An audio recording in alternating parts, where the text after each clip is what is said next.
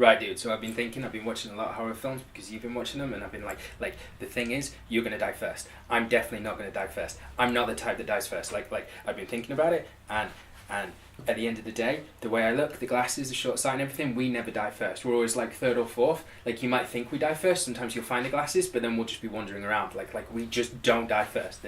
There's no killer in any film that's gonna kill the me guy first compared to you.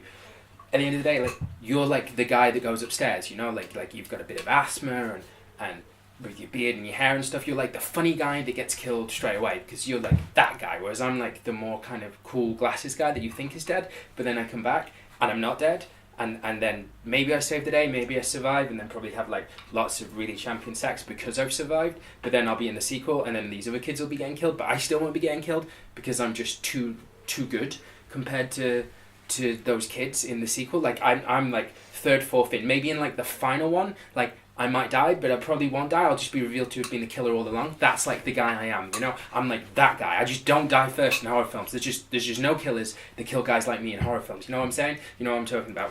Whereas you die first, you know? Yeah. I had some cool shit going on. Cool. Cool.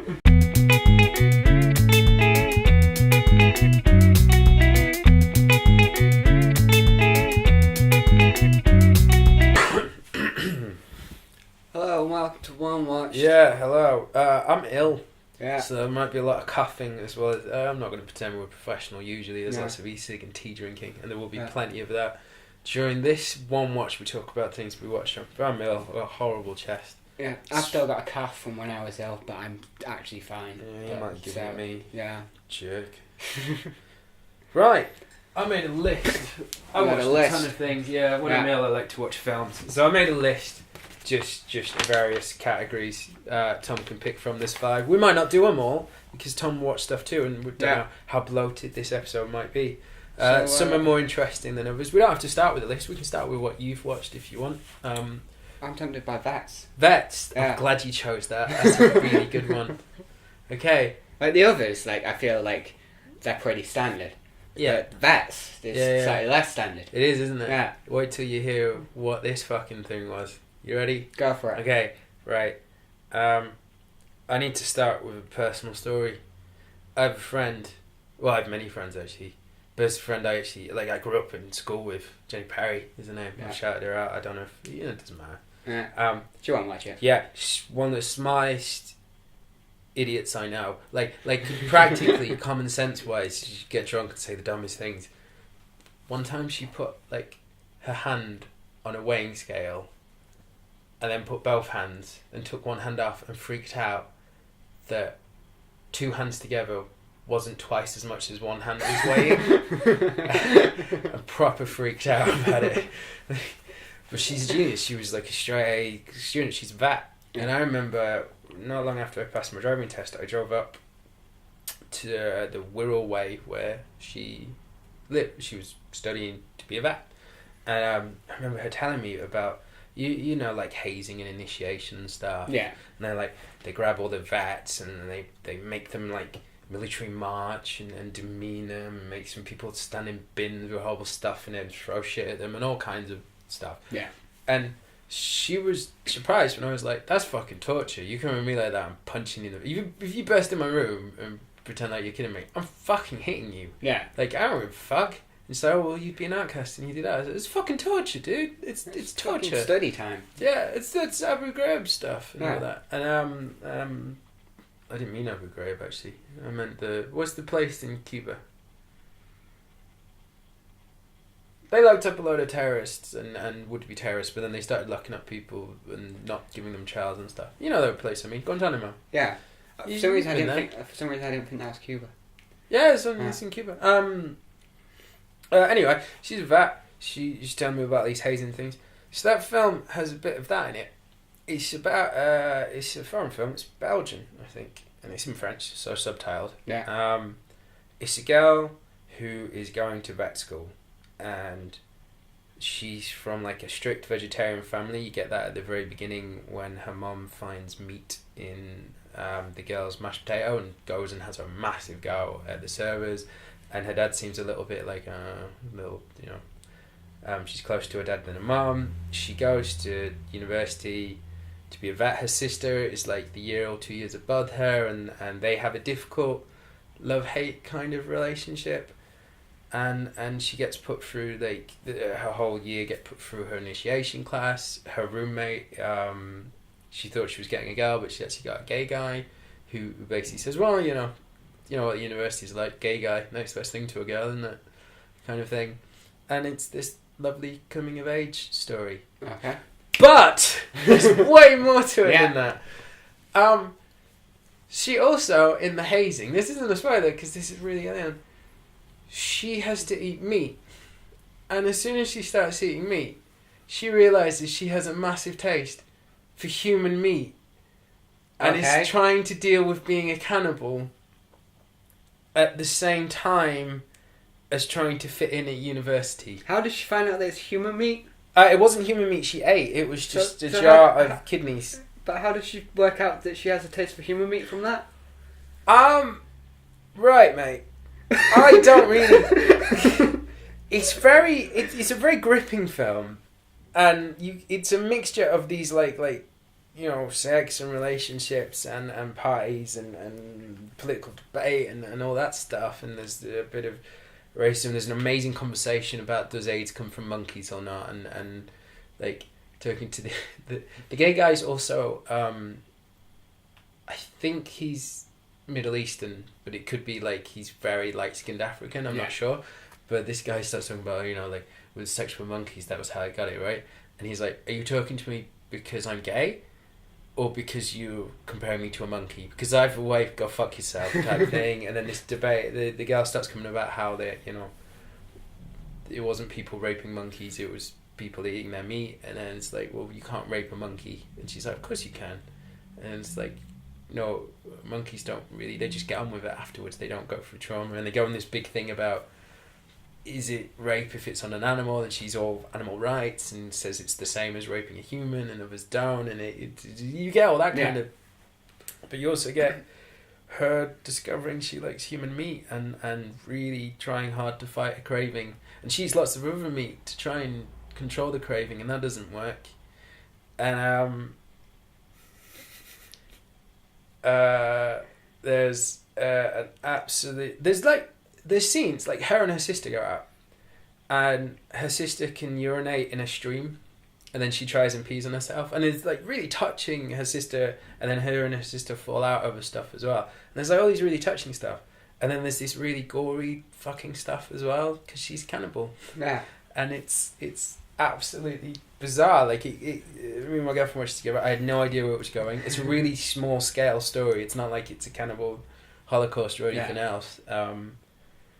It's probably a difficult sell. It's called Raw, and it's really, really good. It's really good. So I didn't want to write cannibal because I figured if I wrote vets on the list, and if you asked about that, I can sell it that way. Yeah. And in fairness, it seems like it's more about vets than cannibals, because cannibal is just a side story that apparently doesn't make sense. It's fucking both. I want to talk about the ending. It has a perfect ending. It ends right when it should. It doesn't try and go on any further than it needs to, and it's got it ends exactly exactly when its welcome is about to be outstayed. It just goes right, goodbye, here's the end of the story, and it's really good. It's very it's a filling Is watch. it one of the typical sort of indie films that a lot of big budget films don't do but works really well, where it's just that section of that person's life, the end isn't necessarily the end of a story, it's just that's when this part of the story ends, you don't need more, that's the film. Yes, the end, it's one of those endings. It's not a definitively happy or sad ending, it's not even a everything's closed off ending. It's an ending, all the characters are where they are, and that's, you're done. And it really works. It really works as a film. I got really, really into it. It's really well acted. There's some weird camera angles and some weird moments, but there's other moments that are fantastic. There's a house party, and they just have a handheld camera following her around the house party, and the camera looks to the right, and there's people mooneying on the stairs, and then it goes left, and there's people shooting guns and stuff. Soundtrack's really, really good, and it's a really good coming of age meets cannibalism film. So I really enjoyed it. I was not expecting it. I was not like. I picked it because I was like, I've heard about this and I really want to watch it. My girlfriend's like, oh, what should we? And I was like, I know there's cannibalism in it because the way it was sold to me was it's the grossest, beautiful film you'll ever see, and it started getting gory and there's bits. Probably the worst bit is to do with waxing, and waxing sensitive areas of the skin that get really ugly. But apart from that, I really thought it was a really, really good film. Really, really enjoyed it. Really recommend it. Raw. Right, you want to go on to one of yours or some of yours? Or? Yeah, so I watched the entirety of the Friday the 13th franchise. Yes! From start to finish, sort of. I actually started with the newest one, which isn't that new, it's like 2009, which was the remake. And I want to go back and see, because it's meant to be a remake of the first four. It's not. May I set the background for this? Yeah. Okay, so we went to Slam Dunk Festival. There might be a one watched about that, there might not. Friend Jack, he'd watched a bunch of horror films, and we were talking about horror films. And then I think you mentioned you'd seen the remake of Friday the 13th. Yeah. And I was like, it's not. It's a remake of Friday the 13th Part 2. Yeah. Because the common thing... do you ever watch Scream? The film Scream? Yes. The very beginning of Scream is who is the killer in Friday the 13th? Yeah. And the girl says Jason. He's like, no. And he's like, I watched... the girl... It's Drew Barrymore. He's like, I watched the film like 100 times. It's fucking Jason. Yeah. It's like, no. It's Jason's mom. Jason doesn't come into it until the very end, and it's like Friday the 13th 2 onwards is the iconic Jason. I suppose he is iconic. Yeah. He's got enough films. You could say it's a Jason mask, you know? Yeah, it's a Jason, like, Friday the 13th is a Jason franchise. Yeah. But the first two films essentially are one film. Then the first film is his introduction, rather than... What I like about Jason is he's like... He's both invincible and immortal. Yeah. You know? Like, he can't die, but he also can't be hurt. Like, if you try and kill him, stab him... stunned at the mouth. Yeah, but he always comes back from it. And an immortal person could still be killed by damage. An invincible person can't be damaged but will die of old age. Jason has both going on. And he's just this slow, lumbering... He's such a threat because there isn't any way to stop him. Yeah. You know, rather than like Freddy vs. Jason is a film. I don't know if you've watched that one. Of course. But yeah, so we got in a big discussion. Sorry, I'm going way up and off top of that. We went in a big discussion, didn't we? It wasn't that big. It was just... I think Jack was like, yeah, it's not a remake. And you're like, I think it's a remake of one. They just it's a remake of one. It's what they tout it as is a remake of 1, 2, 3 and 4. Like, it's the combination of all of them. But it's not. No. It's a completely separate story that's more of a remake of 2 than any of his, like you said. Yeah. At first I was like, oh, it starts like with his mother and the backstory of his mother and the backstory of 1 essentially. So I was like, oh, it must be like that's combining 1 and 2. But then 2 actually does that as part of 2, because one of the things that Friday the 13th did is they completely set up for the next film every time. Yes. And they did it as a series essentially. Like it was always planned to be a series. Like every one sets up the next one, and every the next one always goes back and talks about the last one. They don't necessarily follow on, but they always do that.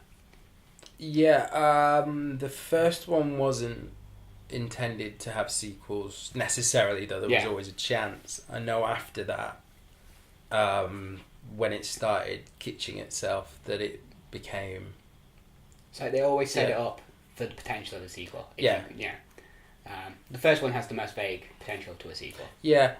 I think it's like the Halloween film, though, where they weren't sure if they were going to keep it as just a name. Because is it Halloween that has the weird one where it's like nothing to do? Yeah, I've just started watching them. Halloween 3, which I'm skipping. It's like a kid's has nothing store to do with, selling masks and bullshit. Yeah, it has absolutely nothing to do with Mike Myers. So I'm skipping that one. Yeah, I think Friday the 13th was one of those, like, as it went on, the name. And then it's now become, like, Jason. There's at least 2 films in the franchise where Jason is the selling point rather than it being Friday the 13th. Yeah. Freddy vs. Jason, Jason X. Yeah. Yeah, so all of the films are basically the same. they're basically the same. As far as like how they work them. Okay. You have a lot of people just living their lives. Teenagers living their lives. They're sex-filled. Yeah. Random hormone nudity. charged. Yeah. Nudity for the absolute sake of nudity. Yeah. With the exception of 5, I think it's 5. 5 doesn't show boobs. Mm-hmm. I was amazed. Like, the amount of people that almost got naked. I'm like, you're not doing it. You're... Like, it's exactly the same story. It takes nothing away from it. Mm. But I was impressed that they didn't show boobs. Fair. That I'm not... I feel that might be, like... We've gratuitously shown you boobs so much, you'll now praise us for doing the thing we're meant to do. Yeah, like, but they even Not set it meant to up. do it. They even set it up at times. Like, someone's about to take the tap off, but then they don't. And it's like, wow, you've grown. And then the next one's got way more nudity in. Nice. Obviously, that one didn't sell very well. Okay. So, unlike some other horror franchises, I've never gone through all the Friday the 13th like you have. Yeah. So I have several questions. Because I watched the first one. I'll make this point now. The first one is tropey before they were tropes. Yeah. That's how influential Yes. that fucking film is. Yes. The holiday location, the promiscuity, the teenagers dealing with hormones, the social structure, the spending a lot of time with your characters. Like, that's done in other films. Like, even we've showed previous, like Psycho. Half of Psycho is building its character before the murder. But it'd never been done in that way, where here's a social group, have some time with them, now watch them get slaughtered one by one, and watch them slowly realise what's happening to them, and mix that with really brutal killing. Yeah. Because the killings are... / hilarious killing at times. I'm assuming as it went on, but in the first one, the killings are really quite nasty. Yeah. From what I remember, it's lots of slow decapitations and wounds and trying to flee for their lives. It's not quick, dumb stuff or the one-liner dead and the pun kind of thing. So it's like it's an inspirational, or it's a really held up. I think that's why like the franchise held up, because it was so ahead of, or it created its own fucking curve. You know, it's that like, along with Halloween is essentially the ones that created it. Because yes. they jumped off the success of Halloween. That's where they got their ideas from. And it started with the Friday the 13th. Started as the first name was A Long Night at Camp Blood. right. And that was it. That's the only thing they started off with was the title. They're like, we want to make a film like Halloween. Right. And they had that title, and then they brought it about. Right. You're going through Halloween now, haven't you? I'm starting to go through Halloween. Cool. Because Halloween is the home invasion. Halloween did there's a monster in your house and you don't know where. Yes. And Friday the 13th did the social groups. Well, they both sort of do the social group. Do they? Right. Yeah. It's been a long time since I watched Halloween. So Halloween is essentially, it starts off telling where Mike Myers came from. Yeah. And then it's essentially the social groups to a degree, but slightly different, because it's like two different girls that are best friends doing babysitting, like houses opposite each other and stuff. And it's sort of... One of them's Jamie Lee Curtis. Yeah. The daughter of... the other case. I've forgotten, Vivian Lee. Vivian Lee. Who gets murdered in Psycho. Yeah. So yeah, they have the two houses, and then essentially it's like Tony Curtis. Tony Curtis. There we go. The kid is convinced that the boogeyman's after him. The one that Jamie Lee Curtis is babysitting. The boogeyman. Everybody dance to the boogie. Yeah. You mean Bogeyman, right? He calls it the boogeyman. It's American. It's the boogeyman. It's the boogeyman. It's the boogeyman. Right, that's a different it's man. Great. I'm the boogeyman. Yeah.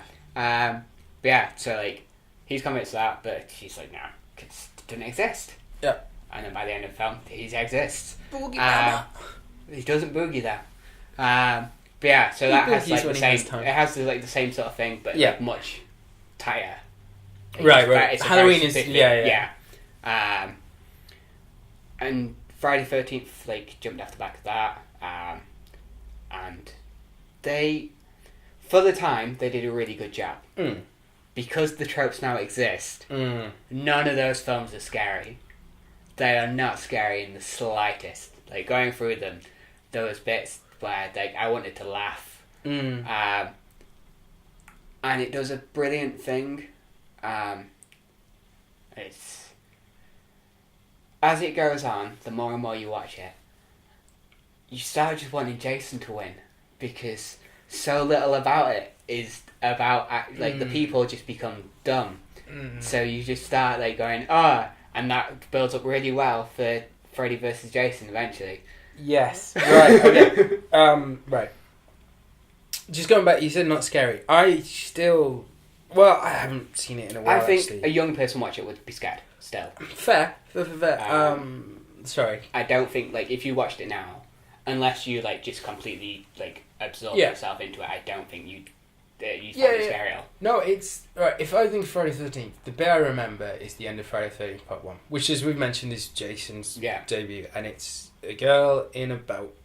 She's been through all this shit. I think she still has blood and all kinds of crap on her, and she wakes up in this boat, and it's peaceful music, it's sunny, and then Jason dives out the water, and all you know is this freaky fucking monster jumps out the water, and there's a just like deformed kid basically. Yeah, and there is like a roar that they put into the sound, and it's really fucking eerie. And I remember that ending, like even watching it way back, I was like, that's a really chilling ending. Like I knew it was coming, because I watched Scream and I knew that like what happened with Jay stuff. But I still think that ending is a really powerful ending. It's less powerful because they then have a wake up in the hospital perfectly alive. In 2. No, in the... Do they? Yeah. I always thought the boat... Maybe I must be misremembering it, because I remember the boat being the ending. But fair. I can... I'm pretty sure it does. I'm pretty sure. I did watch it back to back. Mate, you've watched it. I defer to your I'm pretty sure knowledge it ends with like her waking up, and then in the next one, redo the waking up. And the boat bit. Right, you're entering my territory now. Nightmare on Elm Street. Yeah. That was I Know. That was I Know really fucking well. Let me tell you how that progresses. First one, amazing. Well, obviously, like, there's going to be a law of diminishing returns here. But you have Freddy Krueger. Yeah. Right? He is a paedophile. Wow. Yes, the first one. He is a paedophile who was burnt alive for taking children to a house and abusing them. Dude, again, you're in my world now, son. This is my Freddy. Because I know in the remake people complained about that, and I remember saying I'm sure he was a paedophile originally. Yes, in the original, he's a fucking child. He's not just a murderer, he's a fucking molester. He's a paedophile and murderer. And the townsfolk tortured and burned him, and he comes back through, like, children's dreams and attacks teenagers and shit, because their dreams connect more with the world and stuff. Whatever. But... if you want to see a really succinct version, go watch The Simpsons. One of their Halloween special has groundskeeper Willie basically Freddy Krueger. It's fucking brilliant. It was the 13th day of the 13th month. We were all gathered at school to talk about the misprinted calendars, lousy smarch weather. I have a question for you, because I can't remember. Cool, I will finish this point afterwards, but carry on. Yeah. Yes. Right. In the first one, I've watched the remake, because I wanted to see what they did with the remake. I watched that after Freddy vs. Jason. Yeah. And I plan on going back and watching them all. Yeah. But is it in the first one that the parents of the children are the ones that were molested, and then their parents killed them, so the children betrayed him, therefore it's their children he's going to kill? Yes. Because in the remake, it's the children, the teenagers were the ones that were molested, but they've all sort of forgot about it. Right, no, it's... I'm sure that's not the how parents, it's meant to be. like... It's basically the grandchildren of the people that murdered him are the ones he's going after. Yes, yeah. Basically, yeah. But, as the series goes on, Freddy goes from this disgusting... it's not a human being. This disgusting creature... Well, he's a human being, but yeah. Coming in the immortality... he goes from this disgusting guy... I'm going to call it... He's a guy. Yeah. He's a guy. He goes from this disgusting guy who makes horrible, like, laughy things and cuts people up and stuff, to making one-liners. He even starts, like, goofing off to the camera and saying, like, gimmicky stuff before he murders people who you're encouraged to not feel anything Yes. but joyful when they get killed. He becomes the hero, and it becomes a tropey mess of look how great Freddy is, etc., etc. There is a really good late one. I think it's called A New Nightmare, where Nightmare on Elm Street is a film franchise, and the actor who plays Freddy Krueger is the actor who plays Freddy Krueger, but then the real Freddy Krueger gets annoyed, and that's it's actually a really good little different take on it all. But does Friday the 13th, and I don't know how much of Halloween you said you've started. I've not. Halloween's still serious at the moment. It sounds like Friday the 13th is falling into that trap where it goes from being a horror experience to a fanboy experience.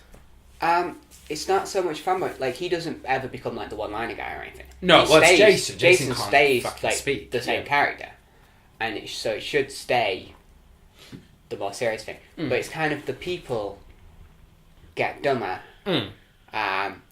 But I don't think they necessarily get dumber. It's just that they're the same as the people from the last one, basically, but it's new characters. Nice. And it's like how has no one learnt yet? Like the amount of people that are going to Camp Blood. Can I cut you off just to cough? Apologies, I didn't want to do it over you. Yeah. Like the amount of people that go like to Camp Blood or Camp Crystal, like it's actually called. Yeah. Don't call it Camp Blood. You it's referred to as you Camp Blood. fucking fanboy. It's Is it? Okay, in the, fair. Like Fair, it's fair. Camp Crystal. Like everyone's like, oh, Camp Blood. This is where Fair. all these murders happen. Fair. Sorry, I thought So you they- were just being one of those. Well, they meant to No. call it this, so I'm going to call No, it this. they, Nice. so the guys are all like, oh, we should check out Camp Blood where all Yeah. these murders happen. Yeah, go fucking check out the place where teenagers are murdered because you're a teenager.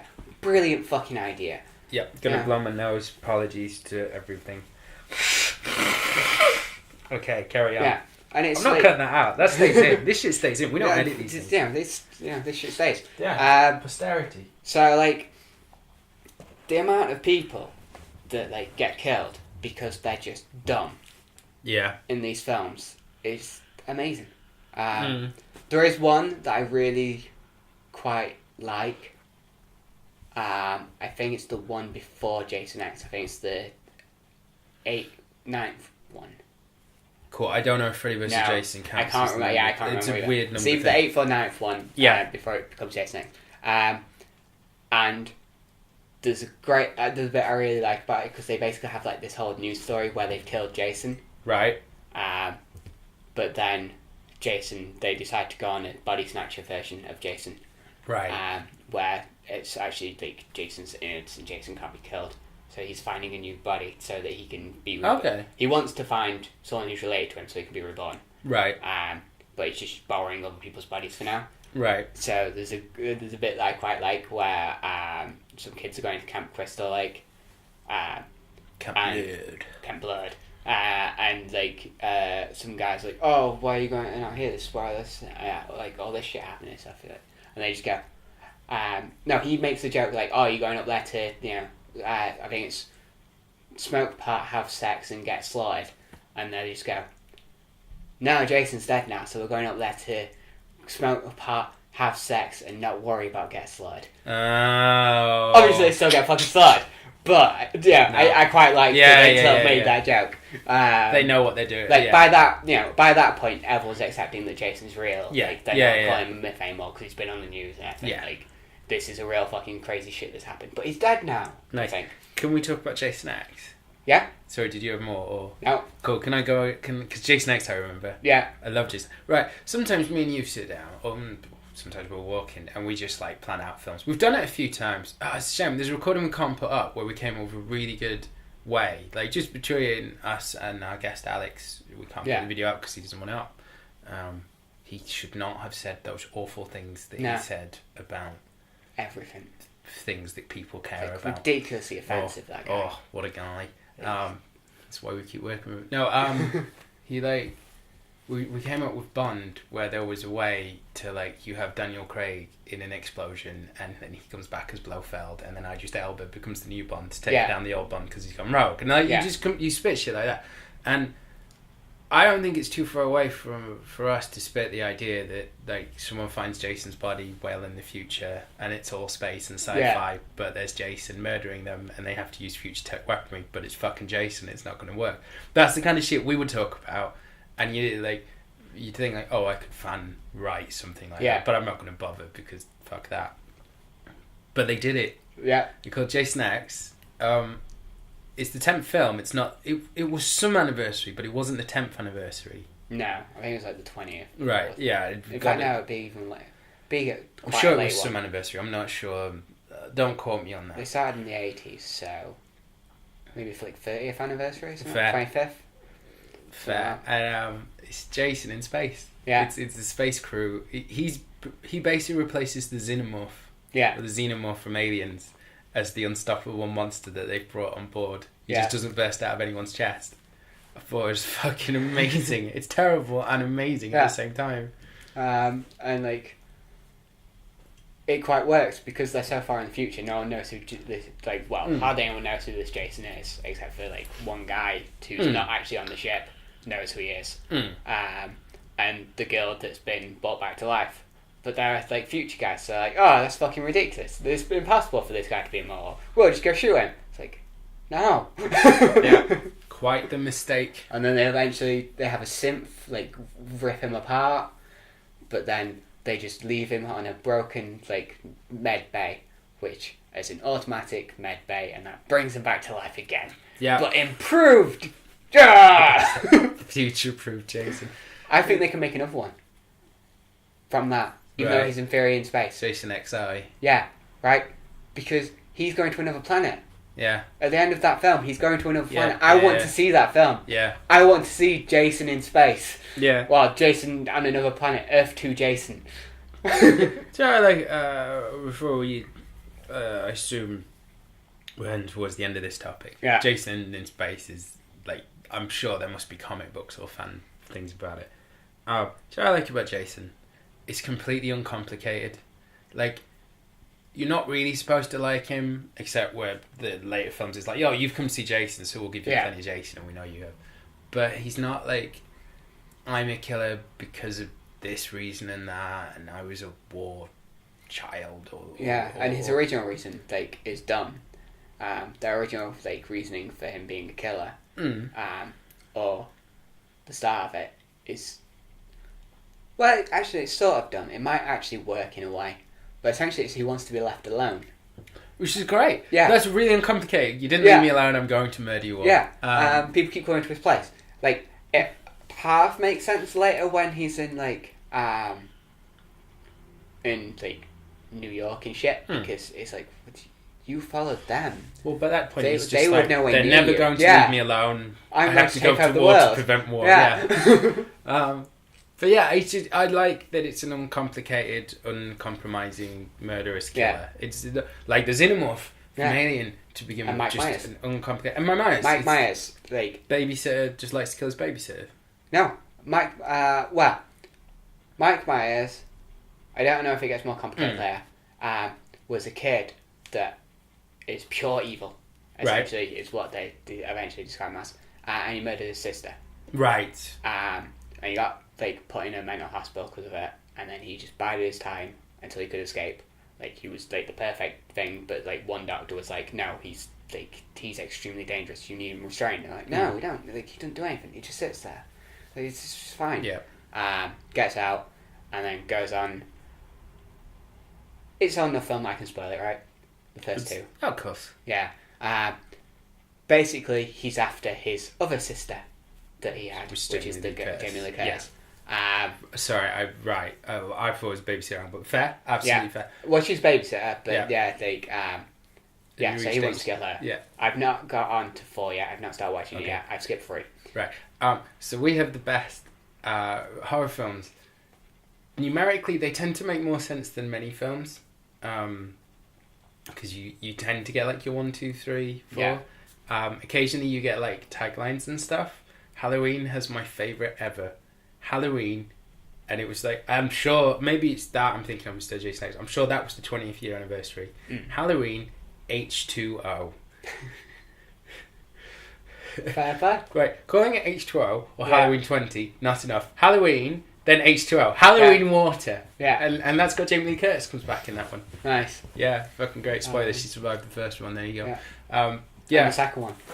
Yeah. Oh, she's in the second one as well. Yeah. Fair. The second... They actually do one of my sort of favourite things, and that's another one that's... I don't think it was set up, necessarily to have a second film. But The second film follows directly from the first one. Like, they are one film. It's like Kill Bill Part 1 and 2 type thing. Yeah, They're the exact same film. They work together. Fair.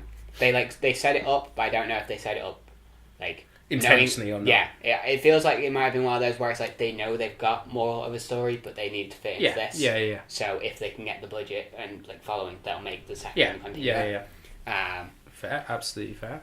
So yeah. Right, do you want to go back to my list? I feel I've got more in me. Have you got more in you? Yeah, why not? Okay. Let's go. Clowns. Oh, okay. Patch Adams. Yeah, Patch Adams.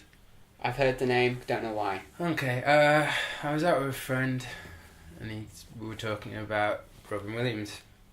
The great Robin Williams, and we were talking about like all the great fucking films that he's done, and we kept remembering films that he'd done. That's like Dead Poets Society, or I think we did end up like settling that probably for performance alone, Good Will Hunting is his finest performance. Yeah, but he's amazing in so many things.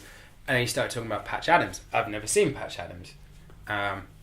It's got a really, really cool premise. Robin Williams, it's kind of like Dead Poets Society. Robin Williams starts off and he's in an institution. He's volunteered to go into an institution because he's down on life. Alright. And they put him in a room with a guy who is pretty crazy and sees squirrels everywhere. I think you've told me about I think I talked about this a bit with you before. Yeah. And like lots of people in the institution have problems, and the doctor is very unsympathetic. The doctor, funnily enough, was played by the guy who would then go on to play the mayor of Sunnydale in Buffy the Vampire Slayer. He starts making them laugh, and then like mimes a whole battle where he's pretending to shoot and throw grenades at invisible squirrels, and makes the guy who's freaked out by these invisible squirrels laugh so much he realizes, laughter helps people. I'm going to leave and sort my life out. And because he's there voluntarily, he can do that, and he enrolls in medical school. Turns out he's a bit of a genius because he spends all his time like trying to make people laugh, but passes every exam with flying colours to the point where they think he's cheating because no one ever sees him have time. He has a really stuck-up roommate played by an amazing actor who died not too long ago, who's in lots and lots of things, and I'm really sorry I've forgotten his name. I'd have to look it up, and I don't. I might look it up. I'll try and keep to it. Tom, spit something. Ask me some questions so far while I'm looking up. I shouldn't forget this guy's name. He's amazing. So how old is this film? It's got to be 20-something or 30-something years old. 1971, fuck it, 40 years old. Nice. Yeah. He looked old. Even then, Robin Williams, he never aged. He hit this bit of looking like an older bloke and then stayed that way, if that makes sense. Like, his hair changed slightly. He got slightly more of a bald patch. That was all I can remember. Yeah. I think eventually he went grey, but he was never films. I apologise. 1998 was the film. Okay. 1971 was the actual Patch Adams that it's based on. Philip Seymour Hoffman is the guy whose name I'm trying to remember. Oh yeah. Fantastic actor in tons of things. Go watch The Master. He's not the best film, but he's amazing in it. Right. He starts making people laugh. There's a surly old dean that needs a bar bomb from Nerdlinger. That's my second Simpsons reference. Nice. Yeah, I'm doing well here. And I was really like, you really enjoy it because he's like, there's the guy that no one can get through to, and he makes him laugh by doing dead jokes, and he deadpans, and he dresses as a clown, and it's going really, really well. And then out of nowhere, someone gets murdered, and it fucking shits itself, and it just like, it's completely out of fucking nowhere. It's completely jarring, and I've not got past that bit because I was like, fuck, that's like, the more I thought about it, the more I was like, and the whole details and build up to this, the way this murder happens, I was like, fuck this, that's stupid. That's so away from the tone and how the story was going that you've destroyed all my goodwill that you built up before. And there was some brilliant moments before. There was a door that was made to look like the entrance to a vagina. It was fucking great. The guy to invite gynecologists through and stuff. Like, lots of enjoyable bits. But I was like, that is so fucking stupid. There is no way I can see them redeeming that in my eyes. That's just melodramatic bullshit.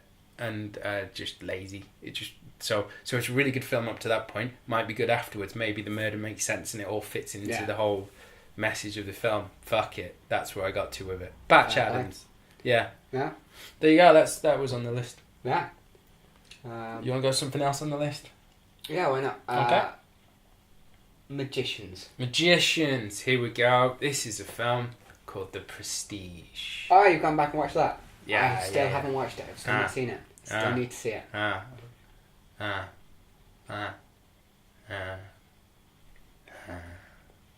Right, The Prestige is a film about making films, but it's about magicians. But it's a study of filmmaking at the same time as being about magicians. It's basically, there's a show, there's two magicians. One is from like the workhouses and he's gruff, and the other one is more educated and from the upper echelons, and they both work at this for Michael Caine, and they fall into a massive rivalry because of an accident during one show, and it's all about them trying to get the one-upmanship about each other. But it's all about you're not really seeing what you think you're seeing, and it drops hint after fucking hint after hint. And when you've seen it once, if you go back again and you watch it, it's all foreshadowing and predicting. Yeah. It's all misdirection. So it's like a study of film misdirection while being misdirection. It's really, really clever. And I've put it on the list because I watched it again and was like, because I know everything. I know the general gist and I know the twists. And it's like, okay, it is really a film that like you watch it and then you watch it again. Scarlett Johansson turns up. The two main actors are, help me out here, who played Batman? Christian Bale, who plays Wolverine. Hugh Jackman. It's Hugh Jackman and Christian Bale. It's a newer film. It's not that old. No. For some reason, it seems like a film that like I've heard as being an old film.